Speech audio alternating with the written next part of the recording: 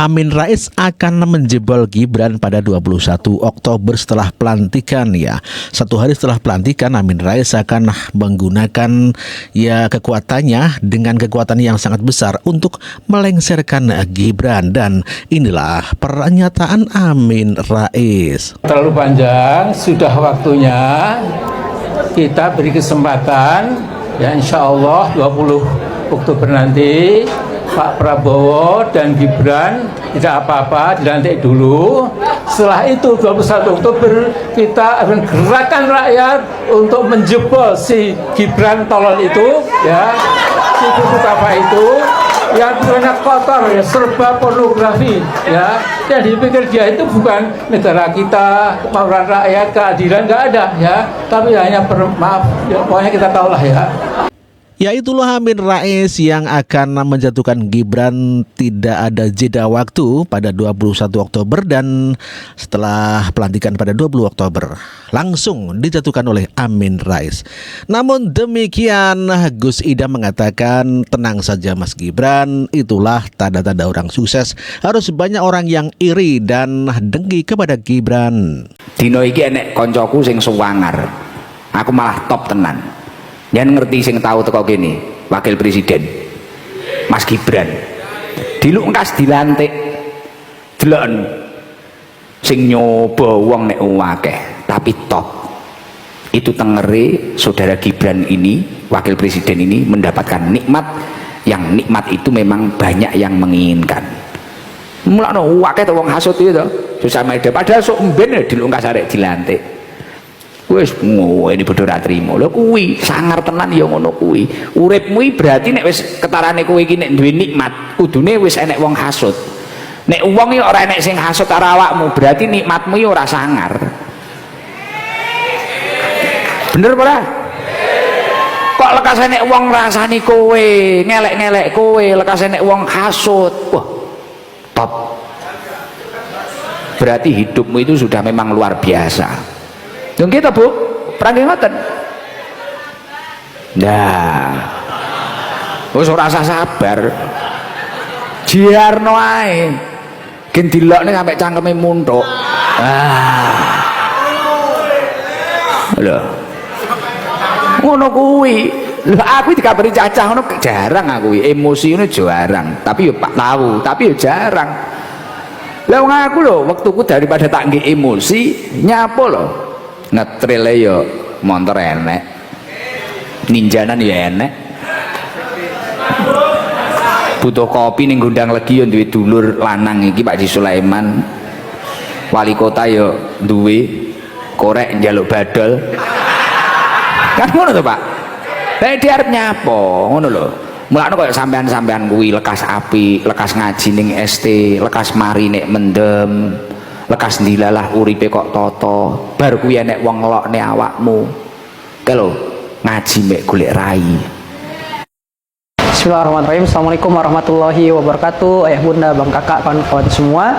Allah Subhanahu wa taala berfirman, Ke lho ning kono golek apa? Mek ngrungokne wong cerita, ngrungokne wong nyapo, ngrungokne nyapo. Mbuh kowe iki mek rene mek gur ngising ning Pak Sabar kuwi, tapi nek pancen nggawa ketentreman uripmu, ora apa-apa lakonono, Pak. Lho, tentrem ki larang lah regane. Jamaahku sing garangan kelas atas pengen seneng tok kuwi lho, Pak. Mlebu diskotik sewengi entek 80 juta, 50 juta. Isu wis mumet neh. Lah nek awakmu ning kene mek gur turu ngledak terus ayem, wong yo ora rugi apa-apa. Nyapa lho rasake diramangkat. Bener apa ora? Lah nek awake dhewe ning kene iki ayem, awake dhewe iki kelangan apa? Jenengan kudu cerdas. Nek wong keterane membuli, mencaci panjenengan dengan pencapaian-pencapaian panjenengan, dengan susah payah panjenengan, nikmati saja. Wa kullu dzi nikmatin mahsudun. Setiap orang yang memiliki nikmat pasti diikuti di belakangnya orang-orang yang hasud, yang iri dengki dengan nikmat tersebut. Amin Rais juga mengatakan kalau Jokowi lebih dajjal, lebih syaitonis daripada yang lainnya. Ya, Amin Rais adalah merupakan malaikat yang kelihatan ya, dia yang selalu merasa diri paling benar dan paling suci sehingga mengatakan kalau Jokowi adalah syaiton begitu ya. Inilah malaikat Amin Rais. Lebih ganas, lebih gawat, lebih serem, lebih dajjal, lebih evil, lebih syaitoniah daripada yang lalu-lalu ya. Nah, jadi singkat kata, kita ini sesungguhnya hanya sebagian kecil ya. Nah, kita tahu berbagai kelompok intelektual yang Islam, yang juga nasionalis, kemudian di berbagai kampus itu sekarang saya kira sudah sekata. Jadi frekuensi gelombangnya sudah sama. It is about time ya to create a massive and forceful power ya, untuk kalau dia sampai 20 Oktober masih bisa, syukur sebelum itu bisa lengser ya. Tapi setelah itu memang harus diseret ke penjara. Karena manusia toksik ini menyebarkan racun kemana-mana. Ya. Kalau dibiarkan bebas itu luar biasa. Ya. Di sini saya berbeda dengan beberapa teman. Ya. Orang mungkin nggak suka sama Prabowo karena ini dan itu ya. Tetapi dalam bahasa Inggris, this is the best available. Ya. Jadi kalau kita nggak suka sama Joko Pret, kemudian juga jangan lantas ini sudah dipilih walaupun pilihannya juga tidak curang dan lain-lain ya. Tapi ini kenyataan seperti itu. Jokowi dulu juga dipilih secara curang juga ya. Nah, jadi saya melihat ini kesempatan emas ya. Kalau kemudian kita lantas tidak kemana-mana, kita nggak suka sama Jokowi, kemudian penggantinya pun juga kita anggap sama, insya Allah tidak. Ya. Saya lama bersahabat dengan Prabowo sejak zaman reformasi sampai pernah jadi ketua tim pemenangan waktu beliau 2 kali kalah terus itu. Ya. Jadi I know him very very well. Itulah Amin Rais yang mengakui 2 kali mendukung Prabowo Subianto kalah terus dan baru sekarang ya didukung oleh Jokowi menang. Namun demikian Amin Rais begitu sangat geram sekali dan mengatakan bahwa Jokowi dipilih dengan cara curang, demikian juga dengan Prabowo. Tetapi dia langsung mencela-mencela mengatakan kalau Prabowo insya Allah tidak, dikarenakan dia telah menjadi tim pemenangannya yang kalah 2 kali. Tidak malu ya Amin Rais ya. Selain Amin Rais, Mahfud MD juga memprediksi bahwa Presiden Joko Widodo akan bermasalah pasca lengsernya dan bernasib sama seperti Soeharto. Dan inilah pernyataan atau berita mengenai Mahfud. Nasib Presiden Jokowi. Cawapres Mahfud MD memprediksi nasib Presiden Jokowi jika hak angket DPR digulirkan. Menurut Mahfud, Jokowi bisa bernasib seperti Soeharto jika terbukti melakukan pelanggaran undang-undang. Jika terjadi pelanggaran undang-undang, maka akan ada rekomendasi. Rekomendasi tersebut bisa berupa pemaksulan Presiden Jokowi. Mahfud mengatakan jika rekomendasi ditindaklanjuti secara hukum, maka tidak perlu disidangkan DPR tetapi diserahkan ke Kejaksaan Agung. Dikatakan Mahfud MD, meskipun masa pemerintahan Jokowi telah berakhir, namun Presiden bisa dibawa ke pengadilan seperti Soeharto. Sementara itu, pengamat politik Jojo Rohi mengatakan wacana hak angket akan sulit terrealisasi, sebab Presiden Jokowi diprediksi tidak akan tinggal diam terkait bergulirnya hak angket. Jojo menduga ada operasi senyap yang dilakukan untuk memporak-porandakan koalisi 01 dan 03. Operasi senyap tersebut ditujukan untuk menggagalkan bergulirnya hak angket. Menurut Jojo, partai koalisi 01 dan 03 diiming-imingi lolos ambang batas parlemen hingga tahun. Itulah berita mengenai Mahfud MD yang memprediksi bahwa Presiden Joko Widodo akan berakhir nasib seperti Presiden atau mantan almarhum Presiden Soeharto, yakni akan dipermasalahkan secara hukum. Profesor Mahfud MD dalam satu bincang-bincang publiknya ditanya mengapa Pak Mahfud, ya intinya baru sekarang setelah tidak menjabat, ya baru berteriak sana sini.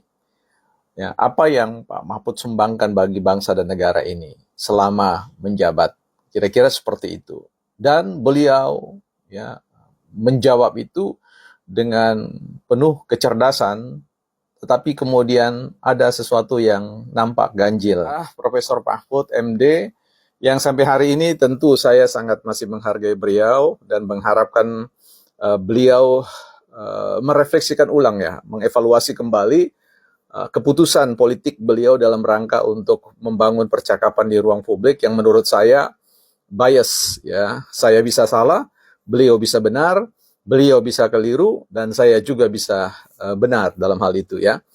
Nah, ketika itu terhadap pertanyaan publik, Prof. Mahfud mencoba untuk menjelaskan itu dengan mengambil beberapa referensi ya. Beberapa referensi yang dikutip itu ada misalkan podcast atau katakanlah statement-statement yang disampaikan oleh Profesor